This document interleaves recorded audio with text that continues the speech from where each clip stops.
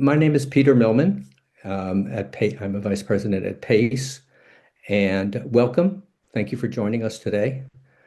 For those of you who have not joined us before, I'm going to just give you a quick introduction to 10-4CT thermal energy networks for Connecticut. Early this summer, uh, Bernie Pelletier, Leanne Allen Jacobson, and I came together and decided to create an organization that would promote thermal energy networks in Connecticut. So we called it Thermal Energy Networks in Connecticut for Connecticut.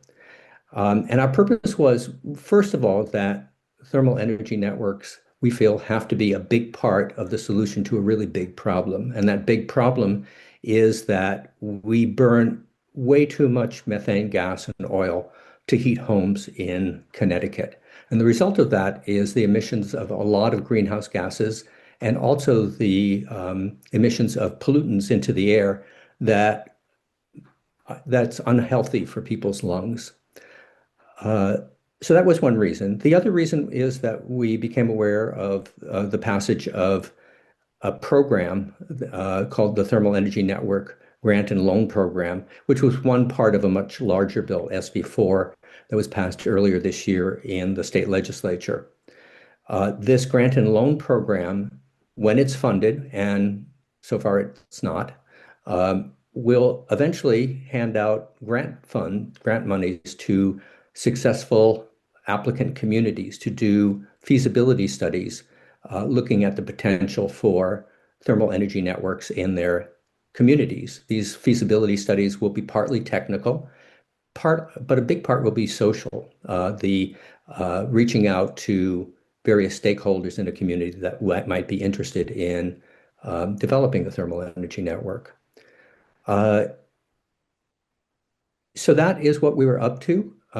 We welcome you. And what we're really after, to be honest, is to interest some of you in your own communities to explore the possibility of starting a small group at first and something that will grow later, a small group, a coalition of people to look at the potential for thermal energy networks. This is partly in preparation for getting a grant from DEEP sometime in the future after the program is funded.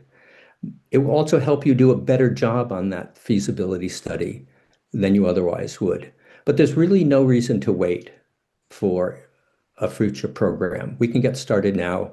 There's a lot to learn and there's a lot to work to do. Our first speaker today is going to be Debbie New, who back in 2022 founded the Vermont Community Thermal Networks.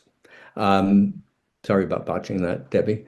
And she is the coordinator of that organization. She reached out to us a few months ago, and it's been a real pleasure getting to know her and getting to know what her organization has been doing in Vermont.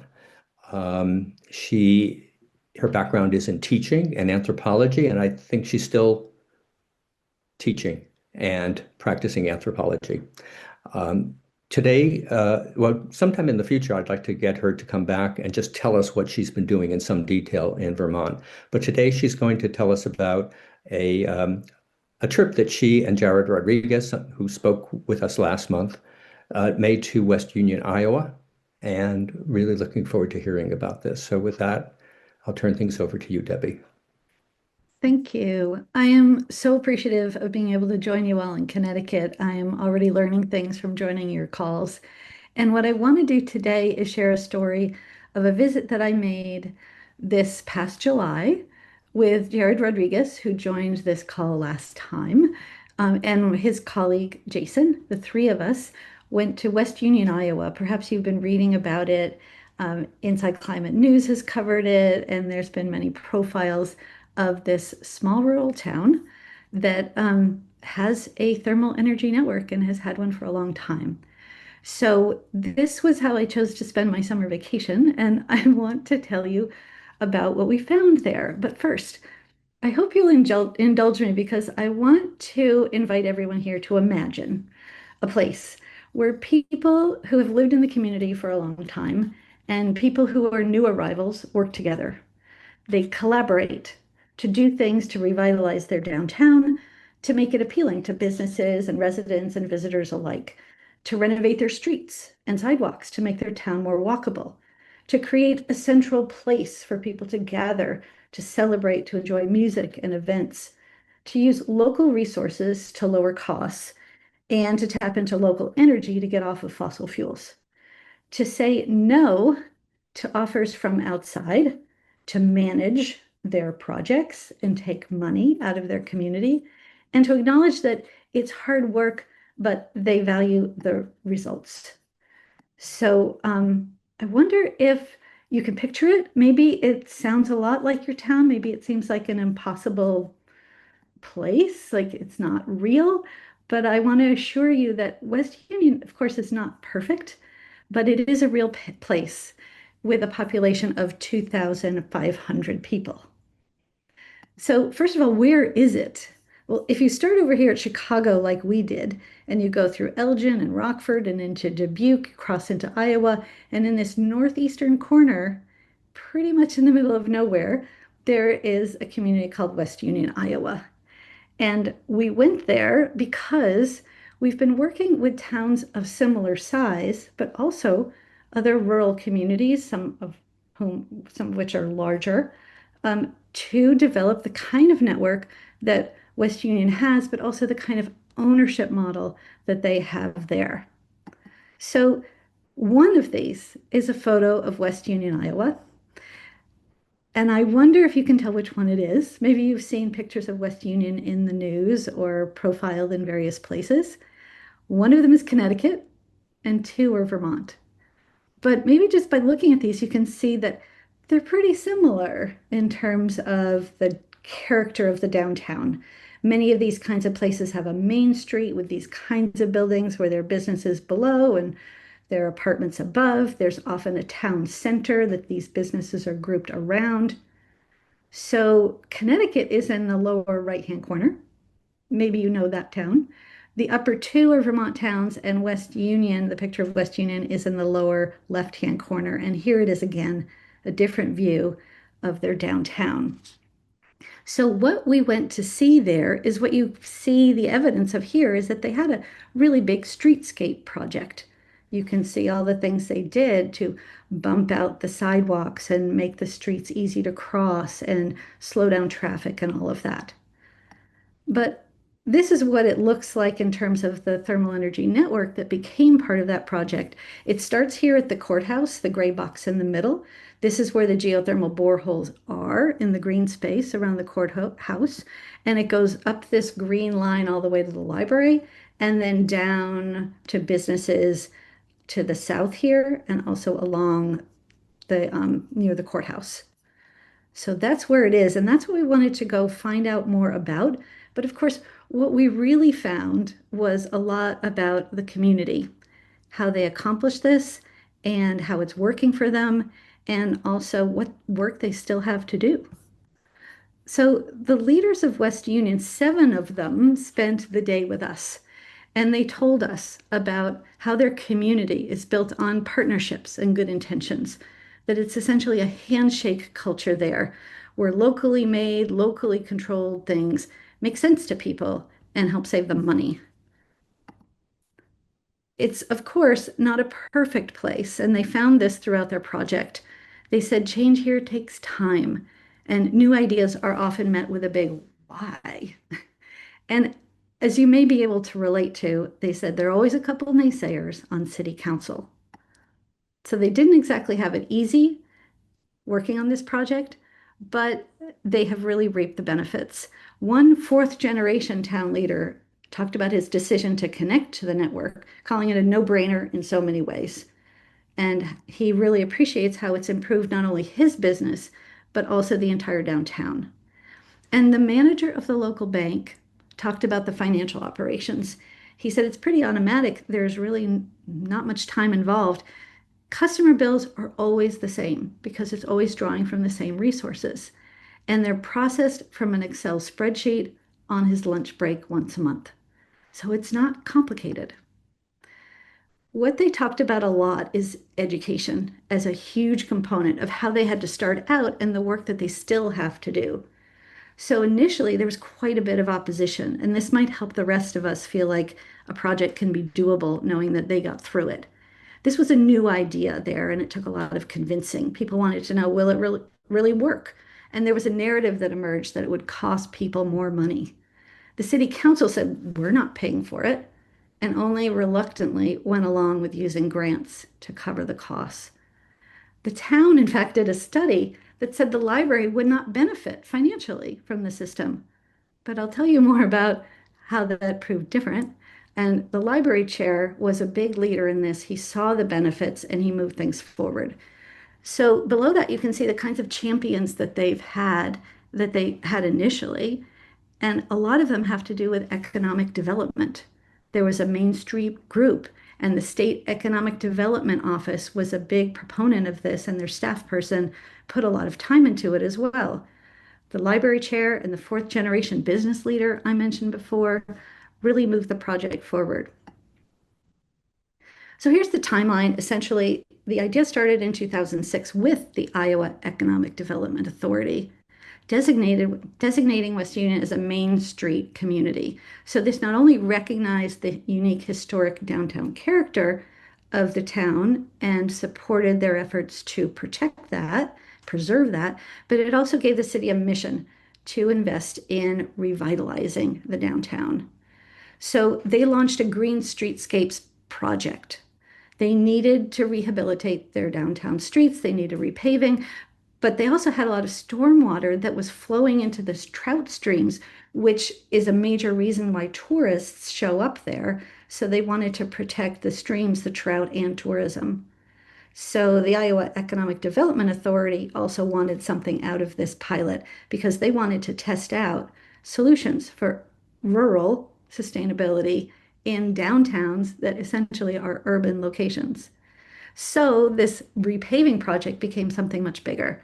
The improved town square, LED lighting, permeable paving, and stormwater bioswales, a civic plaza, which every Thursday night in the summer, there's music and there's people selling things at stalls and people gathering and making food together. And we wanted to attend that, but it was raining, so they had to cancel it the week we were there. And also, the downtown thermal energy network became part of this project because they were ripping up the streets anyway. You can see that it took until 2010 for the groundbreaking, and then buildings started to connect several years later. These things take time.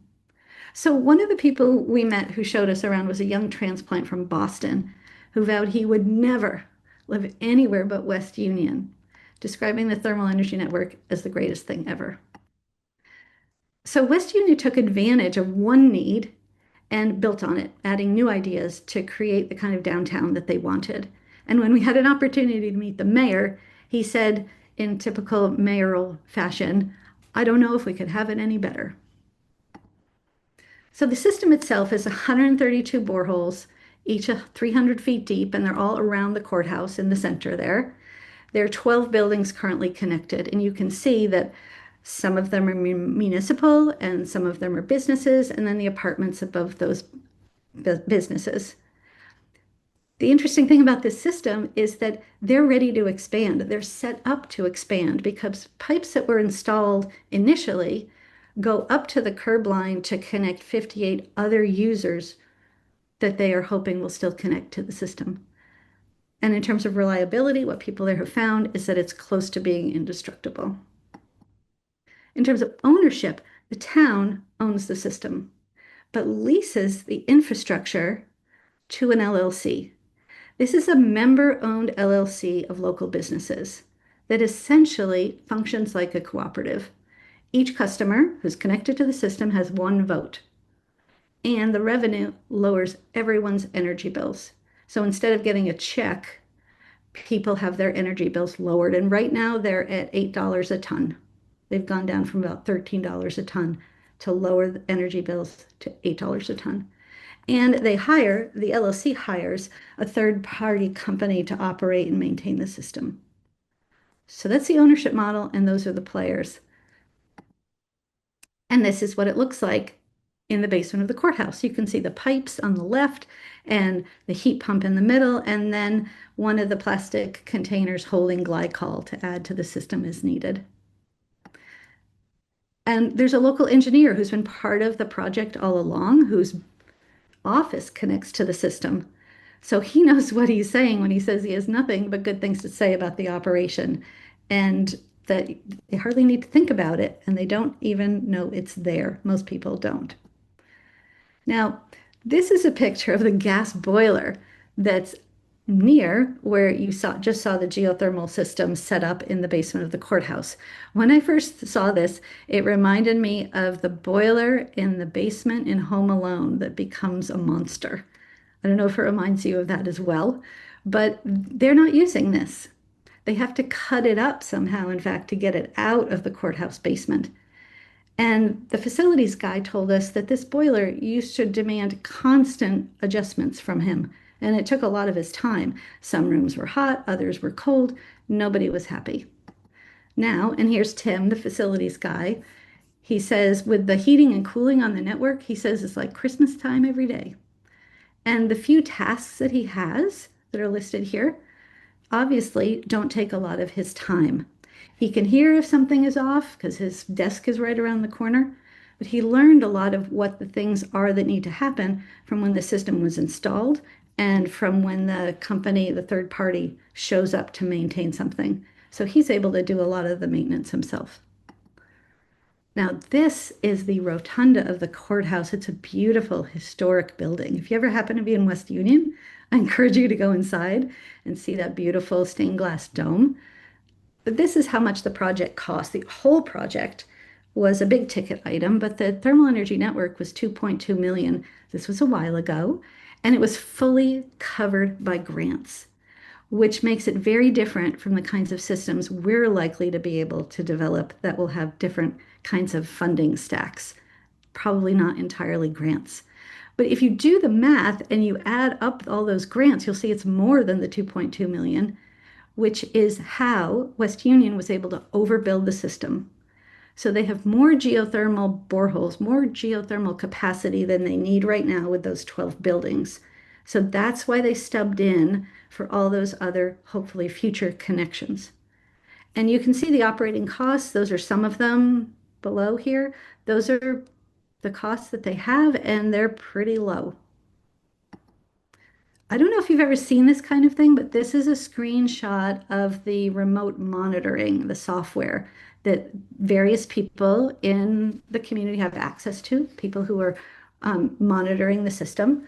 And essentially, the third party company that is in charge of taking care of the system looks at this for 5 minutes a day and can tell if there's an area that needs some attention or they get an email alert or something like that. So what they say is that it's unbelievable. They say we don't do anything. We just flip the switch in our building from heating mode to cooling mode and from cooling mode to heating mode. And it's essentially the same temperature every day. So the library has a basement that for a long time was very damp and unusable. Adding a ground source heat pump system to the library meant that they could renovate the basement because of the dehumidification properties of geothermal. So now they have a daycare and they have a space that they can rent to community members for birthday parties and other events. So the library is getting revenue from being able to use their basement now. So that revenue is part of the town's revenue from the system. And as the library chair said, lower energy bills for public assets helps everyone. And here's a picture of Jared and me about to leave West Union. When we left, we wrote a letter back to the city, a letter of appreciation for the people who showed us around and shared their experience. And what we said essentially was in a time when municipalities are stretched and stretched, your city shows that doing big things is not only possible, but can also support multiple local needs. And in a time when corporations dominate, you've chosen local control, proving that the initial risk, and I would add the effort of doing this, can provide significant returns, saving money and creating pride in your community. And as a bonus, I don't know if you know it, but the movie set for Field of Dreams is still there. And it was on our way back to Chicago to fly home. So we stopped. And it was evening, and the fireflies were twinkling, and kids were running the bases, and it was idyllic. It was really beautiful. And it was a really wonderful ending, thinking about what we're dreaming of doing and hoping to build, and knowing that if we build it, people will come. So here are a few links, and I can share my slides. And that is our experience of visiting West Union, Iowa. And I hope it's helpful to you to hear about our experience there, what we heard, and think about how this might help you where you are. Debbie, that was an excellent presentation. Thank you so much. We'd be glad to take questions. Why don't you raise your hands using the React function, and I'll call on you, and you can unmute yourself. Chris, did you have your hand up, or was that a reaction? Okay. So it looks I like think, thanks, Peter. I did not have my hand up. It was a reaction, but Debbie, I want to thank you. That was just a wonderful presentation, and I'm excited to share it with other folks in Manchester. I think, seeing the slides and hearing you describe how it all came together, it mirrors my vision for downtown Manchester and the opportunity that we have, and I'm just hoping that by taking what you've provided, that I can share it with others, and hopefully foster some more energy and enthusiasm, excitement for the project. So thank you so much. It was wonderful. That's great. Thanks, Chris, for those words. And I have been thinking about Manchester and your library project and your hopes to expand that in the downtown there. It's very much like West Union, even if Manchester is bigger than 2,500 people. yeah. Leanne, would you like to ask your question? I'm going to echo, yeah, that the talk was really wonderful and inspiring. So it's great to hear. A couple things struck me. One is the community was so strong to begin with. One thing that I attracted to about TENS is I feel like they could help build community where you don't have them, and people are longing for that. I'm wondering if you've seen, with all of the projects you're working on, if you've seen it kind of go both ways, where it's helped strengthen a more fractured community. I don't know that I've been doing this long enough to see that kind of impact. I've been at this for 3 years in Vermont, but it's clear that people are hungry for local action. So I agree that there is potential to help strengthen a community. What we're focused on a lot is how it can strengthen a community's other priorities like housing or resilience from climate impacts and that kind of thing. So I don't know how much it will bring people more together, but maybe people will see how it's benefiting their community as a whole, and that will be helpful. Before I get to Ian, I just want to say that I'm so glad that you mentioned the struggles that they had at the beginning, because I think if we go into this thinking, here's this great idea, and they're just going to fall over themselves, town officials and other citizens trying to implement it, that's a bad image to have, an incorrect image. It's going to be, I think this will be difficult, but very much worthwhile. Anyways, Ian? Yeah, thank you. That was a wonderful and inspiring, yet realistic, as Peter was saying. So I'm in Killingly, and just looking, not all that dissimilar from a downtown perspective. One thing obviously with a lot of downtowns, keeping, struggle to keep these places occupied, and I'm sure utility costs are a big part of it. You had a slide. I didn't quite catch it on sort of the cost, and you did the breakdown of the difference between the current system. I'm wondering, is there, I guess just a quick thing, is the how much of that ongoing cost is electricity? And has there been any thought of co-locating with solar or solar canopies and that type of thing? And would that drive that down, quite a bit more, I guess? And then the other quick thing is, and forgive my ignorance here, but does the heat pump location, how critical is it that the heat pump location is close to this, like the boreholes, or can that be at a different location? Because those might be, yeah, thanks. Those are great questions. I imagine there are people on this call who could answer them better or make better guesses than I could. I'm just going to guess that having solar would lower the costs.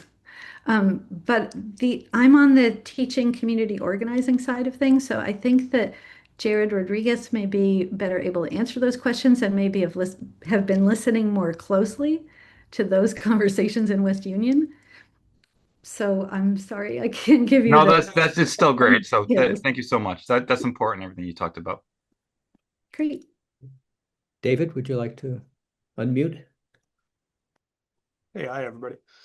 So yeah, I kind of had questions along the same line as I heard the breakdown on the cost. I saw the operating cost. That's super low. It's great. It was the $8 per ton that kind of caught me a little bit, and I was trying to understand that rate a little bit more. I don't know if you have any other details on that or how that works exactly. I don't, but these questions are making me think that it might be interesting to invite a West Union person or two to come and talk and answer these questions. The links that I had in the final slide, which I can put in the chat in a little bit, might take you to more information Okay. than I included in my slide since I was focused on the community part of the story. But maybe this is a good reason to find out more from West Union people themselves. Yeah, I mean, I guess as I think about it, typically when you make a large investment, you want to see a payback over a certain amount of time, right? And I'm sure that rate is probably tied to a payback period to some extent. And I'd be interested to understand what that payback period is and how that rate influences it, given the initial investment. Because it was paid for by grants, that's why they're so different from what we're likely to do. Okay. They're not paying it back. They're just benefiting from it. So they're just paying for the operating costs. It's really just that operating cost. Okay. Yeah. Thank you. So we can all be very jealous of them. Absolutely. Yeah, and just try to pull from their example what we might want to try to accomplish where we are with some grants, but also the other kinds of funding that's likely to be available. I appreciate that clarification. Okay, thank you. David, let me just mention that I'm aware of a large senior housing community in Bloomfield called Seabury.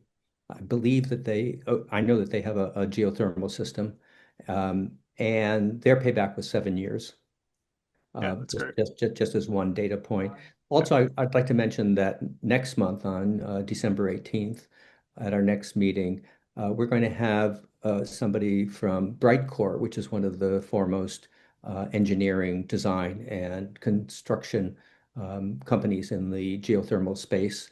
So that will be a good time to ask a bunch of questions about costs and technical issues.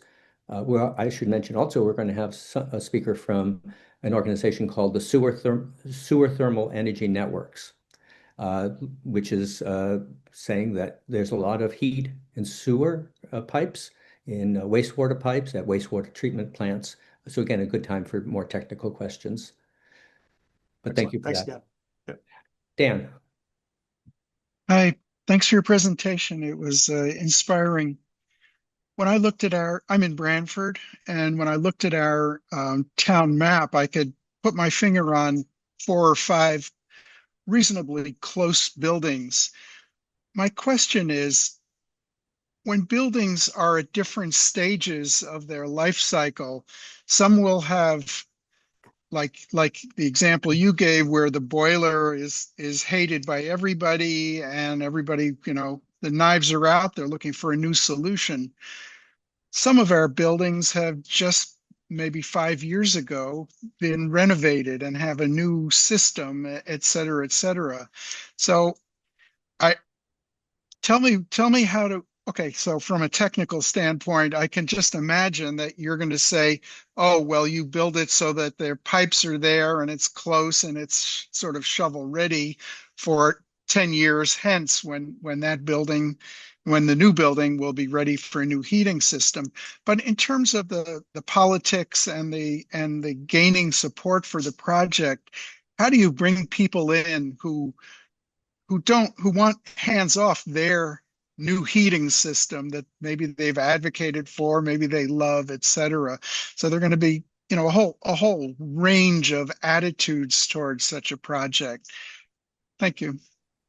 Great question. And we do find this a lot in Vermont that, the school has just put in a new wood pellet heating system and we wanted to connect with the school.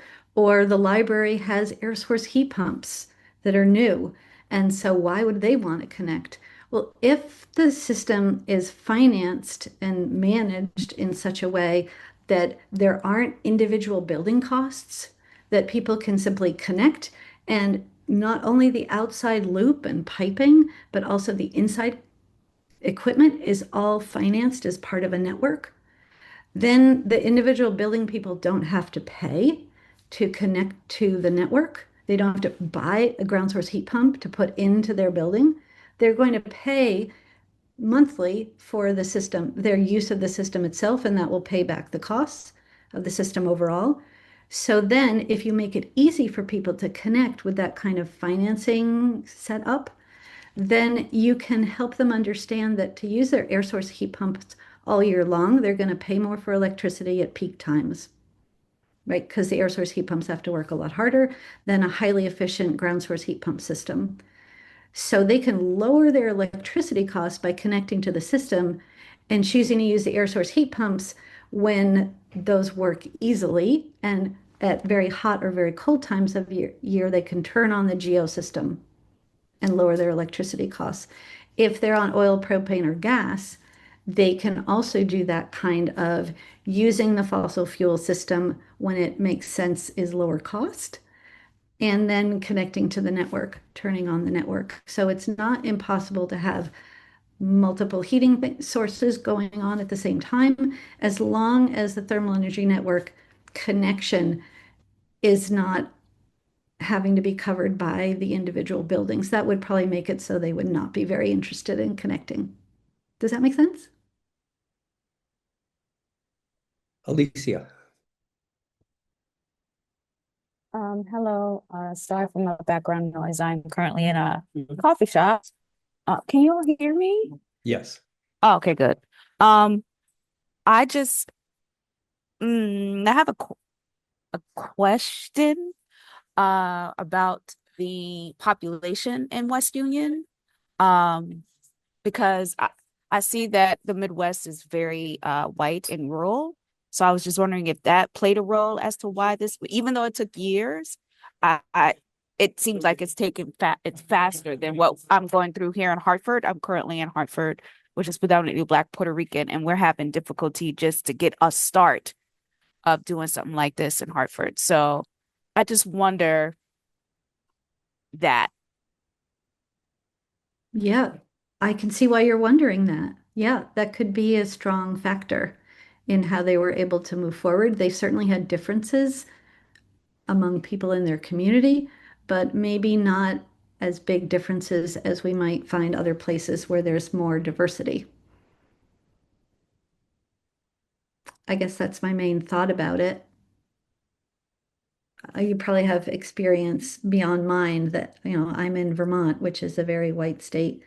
So you probably have experiences already trying to do this work where you are that go beyond what I'm aware of. Yeah, I'm in Connecticut. And I know that this can be done. The technology is there. It clearly exists. People just need to have the will. And what I noticed in your project is that folk had the will. They were able to get past the differences and do it. That's difficult to do in a very diverse area when, when people are not doing what they need to do.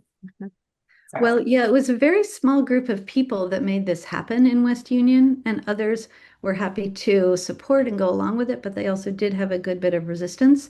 It might really be harder to do this work where there is a lot more difference. It may also have something to do with big city versus small town, which shows up in all sorts of ways. Because of time, I'm going to move on to Mike Pelton. Good morning. Morning. Good afternoon. Afternoon, Yes. Hello, Peter. Hello, everybody. So I'm Andy Bauer, and with Mike Pelton, who's the first selectman of Portland. I had a question, but I just wanted to just kind of focus on what my friend Alicia talked about. Some of you are probably fully aware of this, but there's the capital area system, the heating and cooling in Hartford, Connecticut, which heats and cools the state capitol as well as other buildings. And so I'm wondering, how many case studies which show financial savings, which we might bring to bear on the capital area system.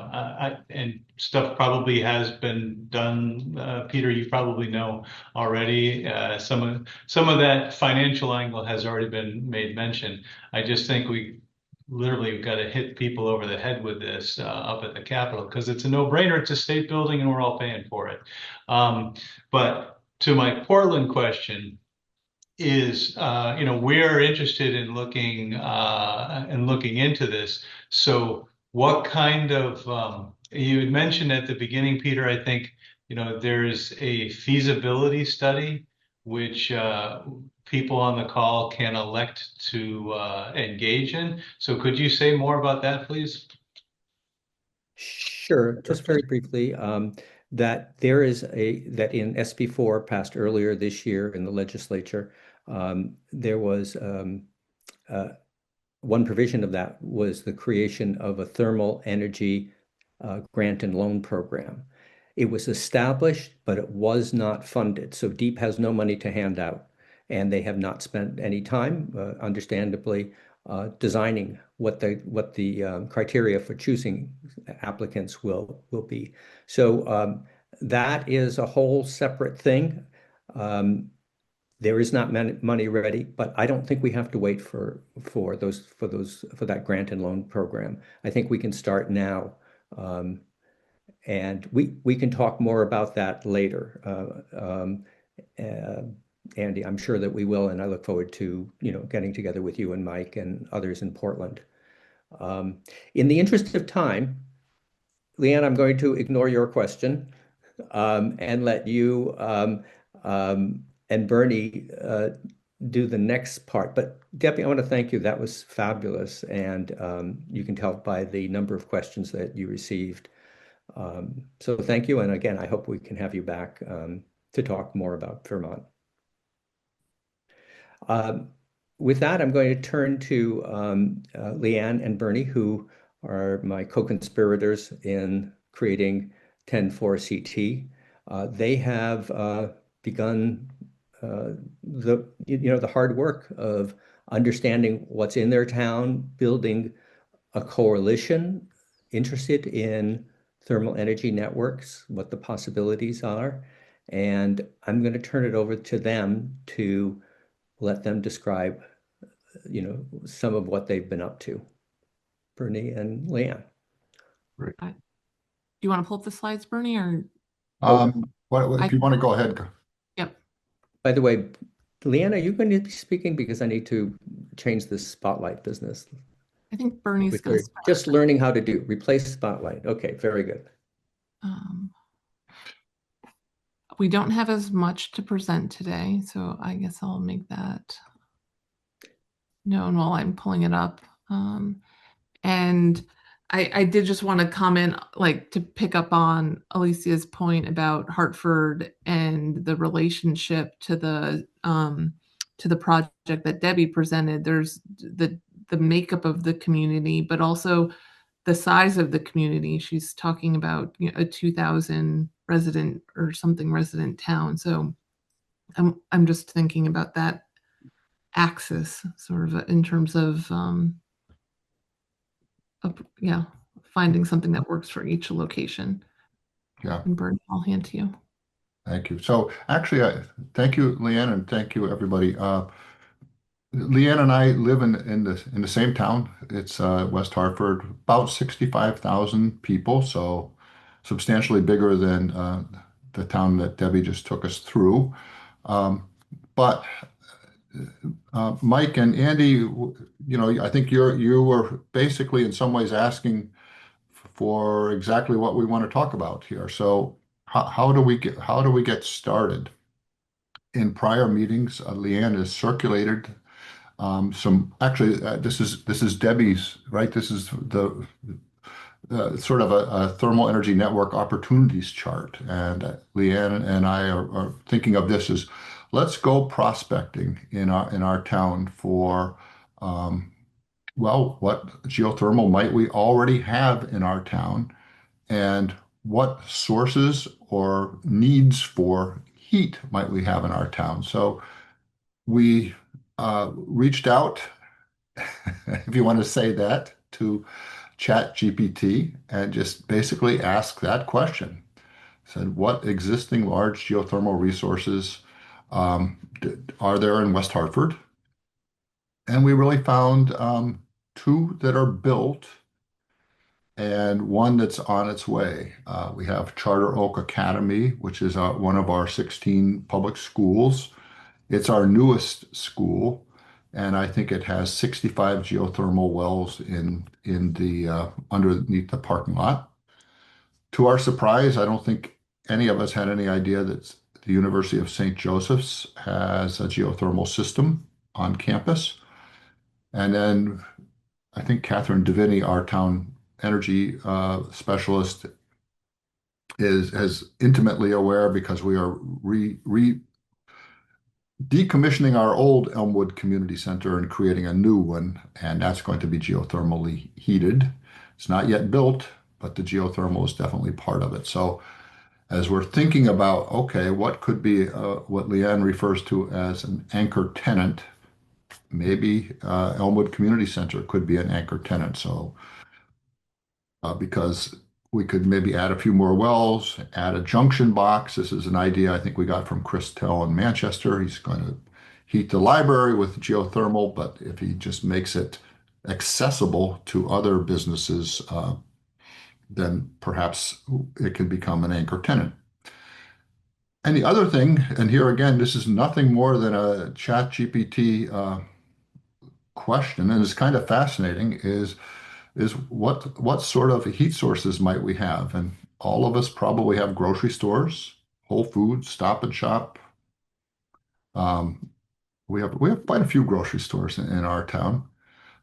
The big one that we have, and it's a good candidate, is the Veterans Ice Skating Rink, Veterans Memorial Ice Skating Rink, which from a geothermal standpoint, what it's doing right now is it's refrigerating itself year round so we can have ice to skate on.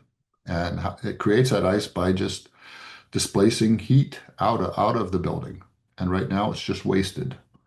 Geothermal basically allows us the opportunity to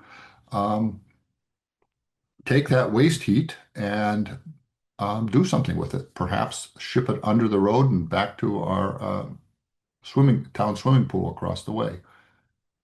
And then, as Peter said, and we have Metropolitan District Commission, which is I think an 8-town sort of potable water and wastewater treatment facility. We have trunk lines going through our town, so it's potential. It sounds kind of yucky, but there's a lot of heat down there, and we ought not let it go to waste. We also have, and this is very specific to us in West Hartford and Hartford, I don't know how many people realize that 200 feet beneath the surface for 4 miles, there's a 20-foot overflow tunnel, which is when we have excessive rainfall. Sometimes the sanitary sewers overflow, and when they do, they overflow into this 4-mile catch basin, if you will. So I don't know. Leanne and I are just speculating that might be a kind of steady source of heat. So only point I would ask you to take away from this is do a search. If you're not a chat GPT person, we're happy to do it. We've done it for a few other towns like Waterbury. And it's a great place to start. Um, Leanne, anything you would add on to that? Um, I guess I'll also add that in addition to identifying these resources, just growing the community, right? Every meeting, it's also, and we've only had 2 meetings, but it's finding interested folks in West Hartford so that we can have the right people at the table as we start to move forward. Really everyone at the table who's interested. It's just trying to find everyone now. Yeah, and in the 2 meetings that we've had on this, we just sort of bolted this onto what we call the Energy Working Group, which is underneath our Sustainability Commission. So Andy Bauer, I know in Portland, he is the administrator for the CT Energy Network. He knows all the other energy task forces and sustainability commissions in the state. As a starting place to form a group, that's a good starting place, would be your energy task forces. Okay. And our goal with this whole project, as Peter said, is to gather interest amongst different communities. And so far, we've got our little purple balloon there, West Hartford. Steve, actually, we were just talking before the meeting started. New Haven has started a renovation project with their Union Railroad station, and that's going to be the anchor tenant for a small geothermal system there, and they actually broke ground on it recently. We had a conversation yesterday with Brenda Watson and Patrick McKenna from the North Hartford Partnership. So in the north part of Hartford, they're interested in that, and I think they're taking this up. Hartford is substantially bigger than any of the other, well, bigger than West Hartford. I'll say so. It might be that there'll be several different locations and several different opportunities for geothermal in Hartford. And Wyndham Willimantic, which is a new entry for us, although they've been expressed, I haven't seen any work coming out of them, but yet, that's not to say they haven't done it, I just haven't seen it. Waterbury, we had a good discussion last week,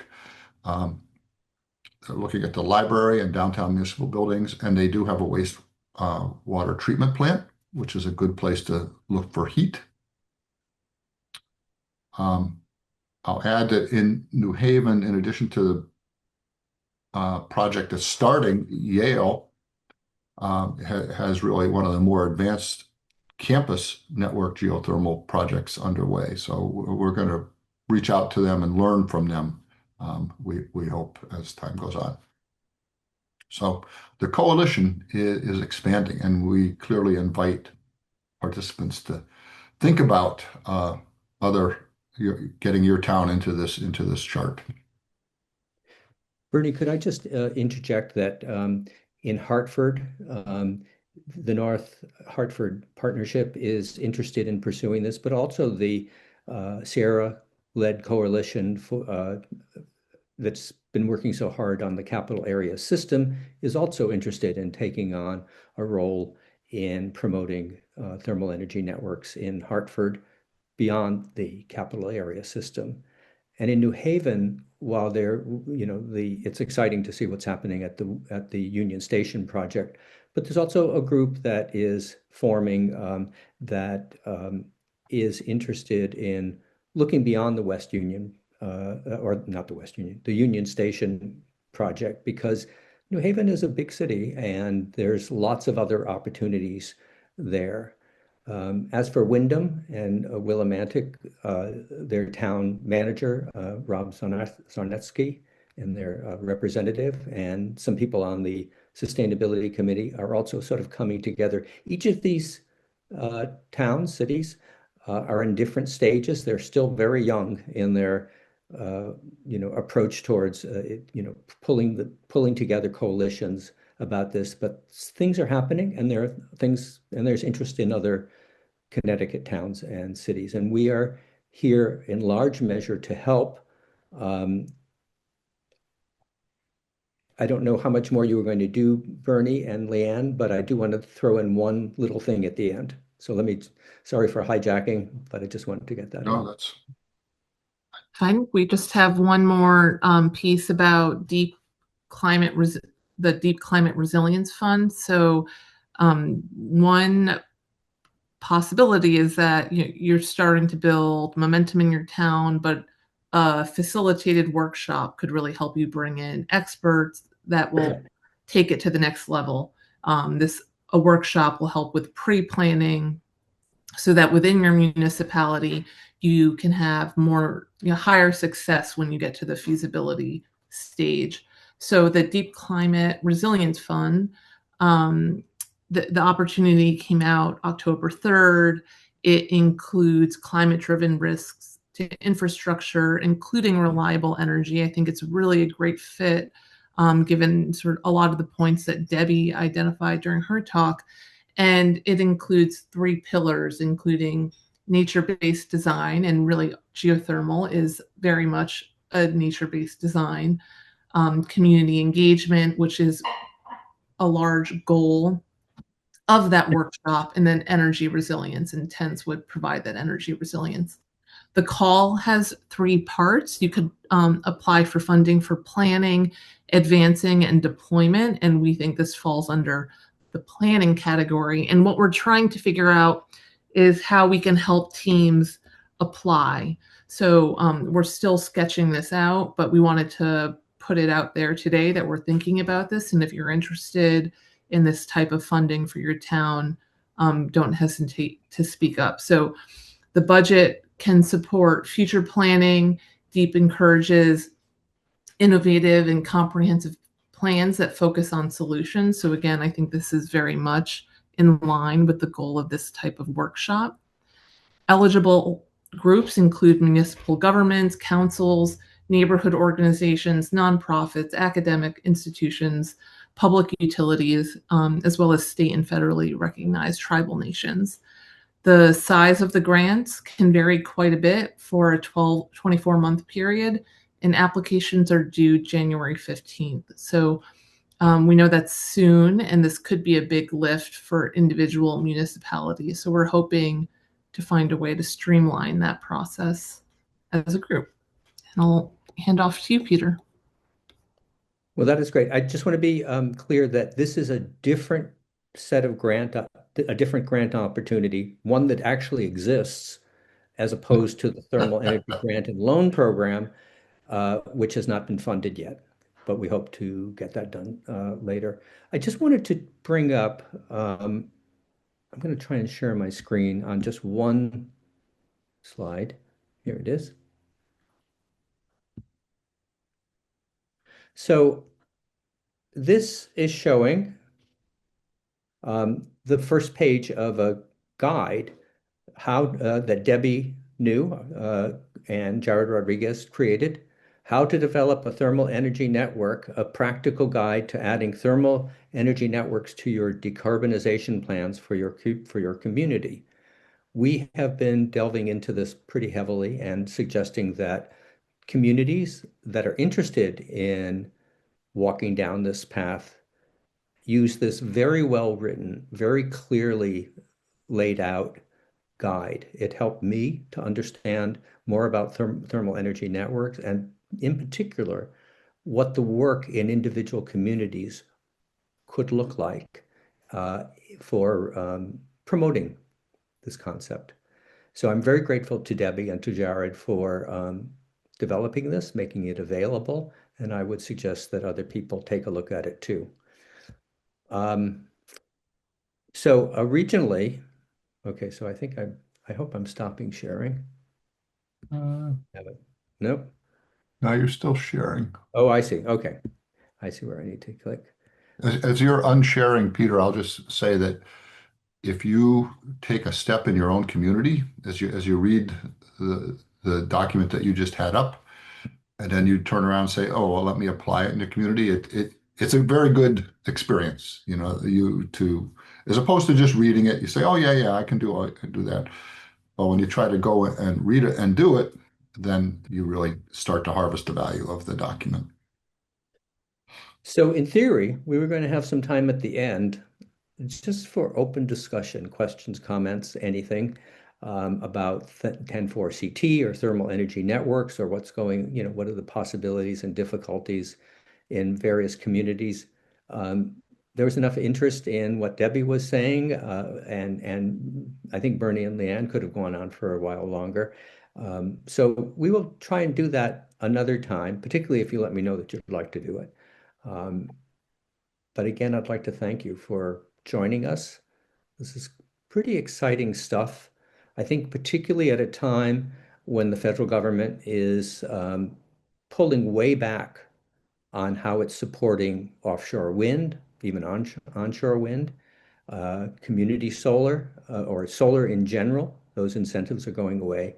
The ITC, the investment tax credit for geothermal, both for individual buildings and for networked systems, remains.